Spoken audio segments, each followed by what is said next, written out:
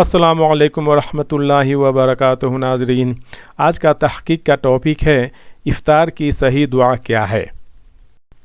Videos clip سننے کے دوران ہم لوگ احادیث کا ریفرنس کے اوپر بات نہیں کریں گے، جیسا کہ ابھی ہم نے ڈسپلے کے اوپر دیا ہے مشکات المصابیح، سنہری دعائیں اور سنن ابی داؤد، تو یہ سب احادیث کی کتابیں ہم لوگ آخر میں پڑھیں گے۔ پہلے ویڈیو کلپ سنیں گے، اس کے بعد ہم لوگ آخر میں دعا دیکھیں گے اور پھر دیکھیں گے کہ صحیح بات کون کر رہا ہے، صحیح بات کون کر رہا ہے اور کس کی بات کتاب و سنت کے مطابق ہے۔ تو چلیے شروع کرتے ہیں، اور امید کرتا ہوں کہ حق بات جاننے کے لیے آخر تک آپ میرے ساتھ رہیں گے۔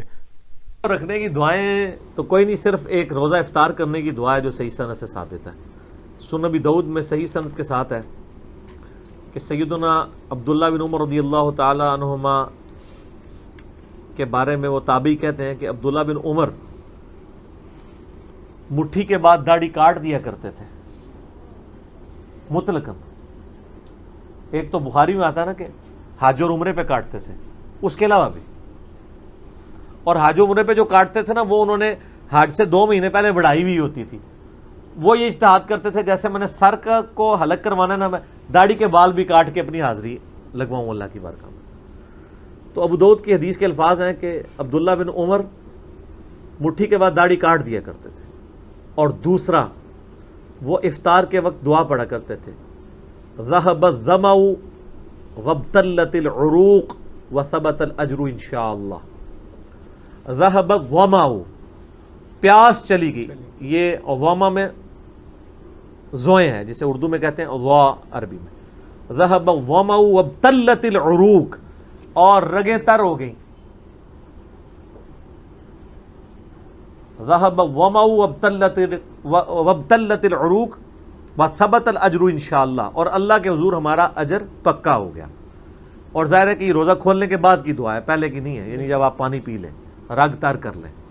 یہ ایک دعا ثابت ہے افطار کے وقت، بلکہ سنن ابن ماجہ میں حدیث ہے کہ روزہ دار کی دعا قبول ہوتی ہے خصوصاً افطار کے وقت۔ افطار کے وقت آپ تمام مسنون دعائیں کریں، صبح شام کے جو اذکار میں شام کے اذکار ہیں وہ بھی کریں، اور دعائیں کریں صبح شام کے اذکار جو بلو کارڈ پہ ہیں، گرین کارڈ والی دعائیں کریں، قرآنی دعائیں کریں، جتنی مرضی دعائیں مانگیں، اور یہ والی دعا افطار کے بعد ہے۔ باقی یہ جو پبلک میں ایک مشہور دعا ہے نا، اللہم انی لک صمت وبک آمنت وعلیک توکلت وعلی رزقک افطرت، پہلے تو یہ دعا ہی انہوں نے نا ضرب تقسیمیں لگا کے لمبی کی ہوئی ہے۔ رکھ لیجئے، اور اسی طرح وہ اذان اسٹارٹ ہو نہ ہو، سورج ڈوب گیا یقینی طور پر تو روزہ افطار کر لیجئے، روزے کا افطار کا ٹائم ہو گیا، اس کا تعلق بھی اذان سے نہیں ہے۔ اور روزہ افطار کر کے دعا مانگنی ہے، مثلا ایک پانی کا گھونٹ پی لیا، 3 گھونٹ پی لیا، ایک کھجور بھی کھا لی چلیے، اب وہ دعا پڑھ لیں، اللہم انی لک صمت وبک آمنت وعلیک توکلت وعلی رزقک افطرت۔ یہ حدیث پاک کی دعا یہ پڑھ لی، یہ نہیں آتی کوئی بات نہیں، گناہ نہیں ہے، کوئی سی دعا کرنے اللہ کی بارگاہ میں جو دعا کریں گے انشاءاللہ قبول ہے۔ الیاس قادری صاحب نے کہا کہ حدیث پاک کی دعا پڑھ لیں، تو جیسا کہ آپ کو بتا دیں یہ حدیث پاک کے الفاظ کچھ اور ہیں، اور اس دعا کو موڈیفائی کر کے فتوی عالمگیری جلد نمبر 1 اور پیج نمبر 200 پہ لکھا گیا ہے، ٹھیک ہے۔ تو انہوں نے جو الیاس قادری صاحب نے جو دعا پڑھی، وہ دعا حدیث کی دعا مختصر ہے، انشاءاللہ جو جل اس کو بھی ہم لوگ ڈسکس کریں گے۔ وہ جو دعا ہے اس کو موڈیفائی کر کے اس میں الفاظ کو ایڈ کر دیا گیا ہے، اور وہ جو دعا ہے جو انہوں نے پڑھی دعا، وہ فتوی عالمگیری میں پیج نمبر 1 فتوی عالمگیری جلد نمبر 1 پیج نمبر 200 پر ہے، ٹھیک۔ یہ دعا صرف اتنی ہے، اللہم لک صمت وعلی رزقک افطرت، بس۔ صحیح۔ لیکن یہ آپ کو پتہ نا ان کی تسلی نہیں ہوتی، وقنا عذاب القبر وقنا عذاب الحج، یہ خود لگایا ہوا ہے انہوں نے۔ ان کو کہیں یہ جو دعا حنفی بتا رہے ہیں یہ دعا خود کدھر لکھی ہوئی ہے، تو یہ دعا بھی نہیں حدیث کی کتاب سے دکھا سکتے۔ یہ بھی ابو داؤد میں ہے، لیکن اس کے ساتھ امام داؤد نے لکھا ہے کہ یہ مرسل روایت ہے، یہ تابعی نبی علیہ السلام سے بیان کر رہا ہے، اس کی حدیث کی سند مکمل نہیں، یہ یعنی ضعیف ہے، ضعیف میں بھی لوس درجے کے اوپر ہے۔ صحیح۔ لیکن وہ بھی دعا غلط ہے، وہ جو حدیث میں الفاظ ہیں وہ یہ نہیں ہے، وہ یہ ہے اللہم لک صمت وعلی رزقک افطرت، انہوں نے کیا بنایا؟ اللہم انی لک صمت وبک آمنت وعلیک توکلت وعلی رزقک افطرت. کتنی چیزیں جوڑی ہیں انہوں نے. تو جوڑتے جاتے ہیں جوڑتے جاتے ہیں جوڑتے جاتے ہیں.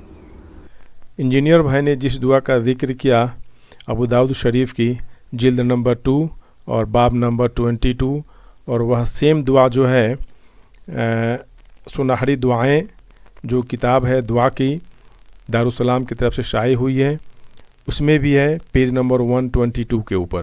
تو حدیث نمبر ہے 2357. بسم اللہ الرحمن الرحیم. مروان بن سالم مقفع کہتے ہیں کہ میں نے حضرت ابن عمر رضی اللہ تعالی عنہما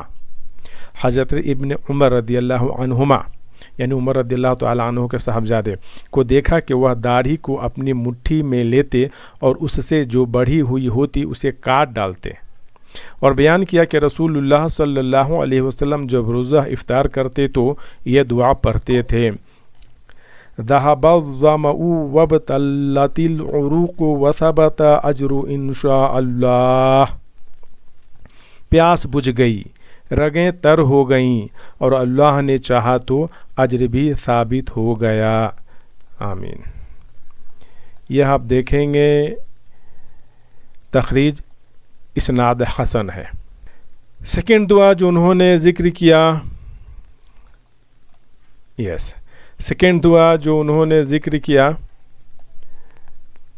جو کہ امیر اہل سنت الیاس ستار قادری صاحب نے پڑھا، وہ دعا کا صحیح لفظ اب یہاں پہ دیکھیں گے. سیم ابو داؤد شریف کی جلد نمبر 2 اور حدیث نمبر 2358 ہے، سیم اس کے بعد والی حدیث. ٹھیک ہے، ابھی ہم لوگ جو پڑھا اس کے بعد والی حدیث ہے، اور یہ حدیث نمبر ہے 2357. جناب معاذ بن زہیرہ تابعی سے مروی ہے کہ نبی صلی اللہ علیہ وسلم افطار کے وقت یہ دعا پڑھتے تھے: اللہم لک صمت وعلی رزقک افطرت. دیکھیے یہاں پہ الفاظ کیا ہے، اور دعوت اسلامی بولیں یا سنی بولیں یا بریلوی بولیں، جو بھی بولیں، ان لوگوں نے اس میں کتنا ایڈ کیا ہے، کیا کیا ایڈ کیا ہے، حدیث کے الفاظ کیا ہیں، اور ان لوگوں نے کتنا اس میں اضافہ کر دیا ہے. اینی وے، اے اللہ میں نے تیرے لیے روزہ رکھا اور تیرے ہی رزق پر کھول رہا ہوں.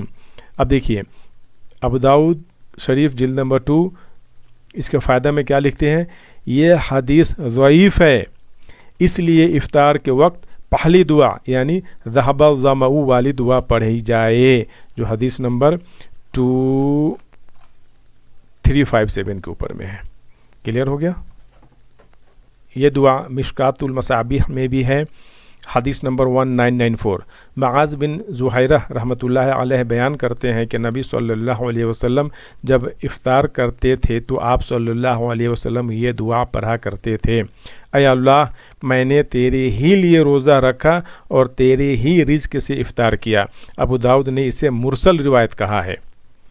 نمبر 4 دیکھیے، اسناد